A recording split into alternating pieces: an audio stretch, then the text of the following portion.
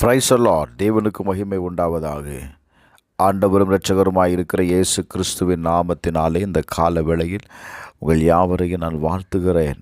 இந்த நாளுக்கான தேவனுடைய வார்த்தை யோபுவின் புஸ்தகம் 42வது அதிகாரம் 2வது வசனம்.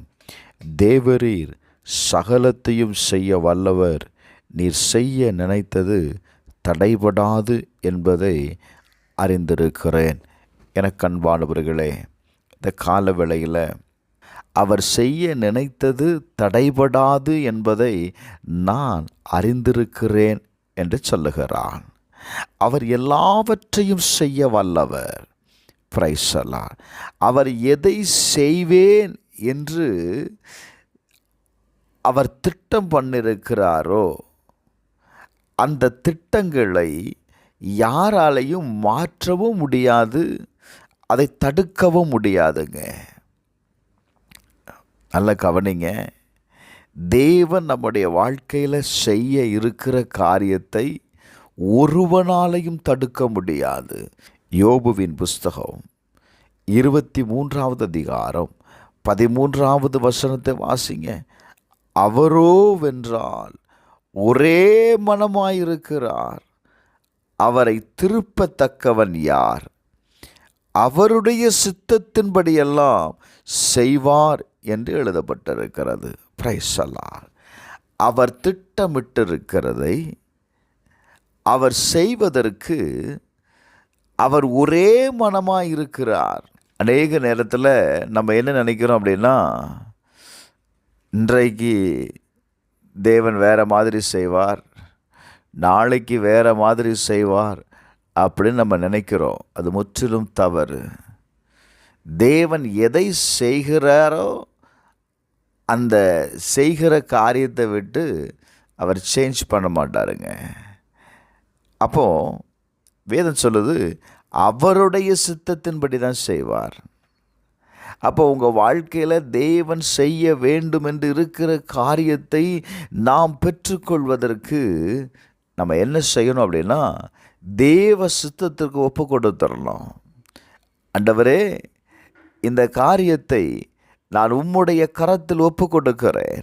ஆண்டவரே, உங்கள் கரத்தில் ஒப்பு கொடுக்கப்பட்ட இந்த காரியத்தில் உங்கள் திட்டத்தின்படி, ஆண்டவரே உங்கள் தீர்மானத்தின்படி இந்த காரியத்தை நிறைவேற்றுவீராக என்று சொல்லி நாம் அர்ப்பணிக்கும் போது கட்டாயம் அற்புதம் நடக்குங்க.